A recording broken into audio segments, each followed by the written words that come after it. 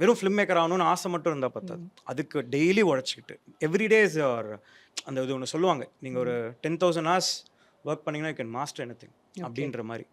So அந்த மாதிரி if at all நீங்கள் ஒரு அதான் கிட்டத்தட்ட ஒரு 8 வருஷம் நீங்கள் உங்களோட ஃபுல் ஹார்ட்டோட if you keep working towards it without, அதாவது நான் டேரக்டர் ஆனால் எனக்கு அது கிடைக்கும், நான் இதானா அது கிடைக்கும்ன்ற அந்த எக்ஸ்டர்னல் ஃபேசினேஷனுக்காக ஆகாமல் நீங்கள் எதுக்கு உங்களோட என்ன கதை சொல்ல வரீங்க, எதுக்கு நம்ம படம் பண்ணுறோன்னு உங்களோட தேடல் இருக்கு இல்லையா, அதுக்கு சின்சியராக ஃபாலோ பண்ணிங்கனாலே அது டெஸ்டினேஷனை கூட்டு போய் நிறுத்தும்.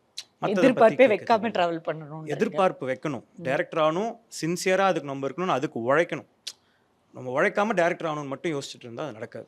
டெய்லி உழைச்சிட்டே இருந்தால் அது நடந்துடும். ஏன்னா புல்லட் ட்ரெயின் அப்ஜெக்ட்னு ஒன்று இருக்குது ஒரு இக்கிகாயில், அதை பற்றி படிங்க. அதாவது ஏன் வந்து எப்படி ஜப்பான் வந்து புல்லட் ட்ரெயின் கண்டுபிடிச்சாங்கன்றதுக்கு அவங்க கோல் ஃபிக்ஸ் பண்ணிட்டாங்க.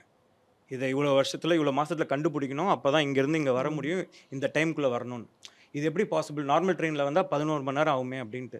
அதெல்லாம் இல்லை, நடக்கணும் அப்படின்னா இப்போ என்ன பண்ணுறது, அதுக்கு ரிவர்ஸில் ஒர்க் பண்ணாங்க. அதை என்ன பண்ணுறதுக்குன்னு ரிவர்ஸில் ஒர்க் பண்ணாங்க. ஸோ தண்டவாளத்தையே மாற்றினாங்க, இன்ஜினை மாற்றினாங்க, டோட்டலாக மாற்றினாங்க. So you have to change yourself to reach the goal. Process in work, there is no doubt. Yes, that is bullet train objective. அது I think we have to set your goals high. So நீங்கள் அதுக்கு work பண்ணும்போது ஆட்டோமேட்டிக்காக அது நடக்கும். ரொம்ப ஒரு அழகான ஒரு எக்ஸாம்பிள் நீங்கள் கொடுத்தது.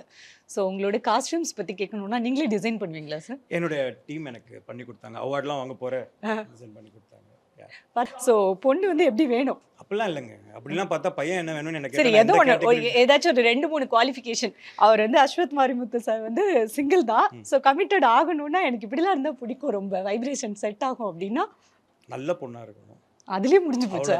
அதுவே இது. And also with family values. Okay, like family வேல்யூஸ்னா இதெல்லாம் இல்லை, கொஞ்சம் ரெஸ்பெக்ட்ஃபுல்லாக இருக்கணும் எல்டர்ஸ் கிட்ட. ஒன்று இது லைட்டாக கல்யாண மாலை மாதிரி இருக்கு. இல்லை உங்களோட பர்சனல் ஸ்டோரி மட்டும்தான் இது. பேக்ரவுண்டில் எனக்குலாம் இப்போ பேசுறதோட சேர்த்து பேக்ரவுண்டில் மியூசிக் ரிவைண்ட் ஆகுதா? ஸோ இது இருக்கணும்.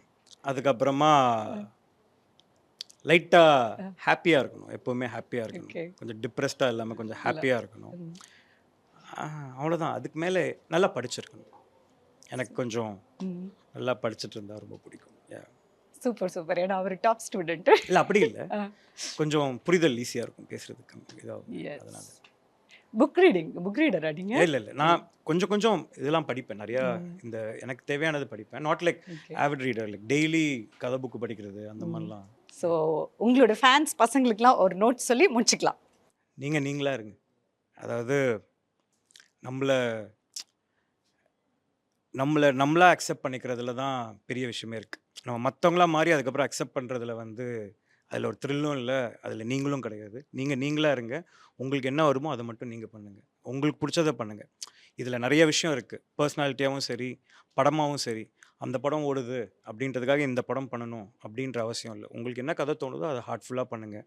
நான் ஃபிலிம் மேக்கர்ஸாக சொல்கிறேன், என்னுடைய நீங்கள் எதுன்னு சொல்கிறத. So be your self.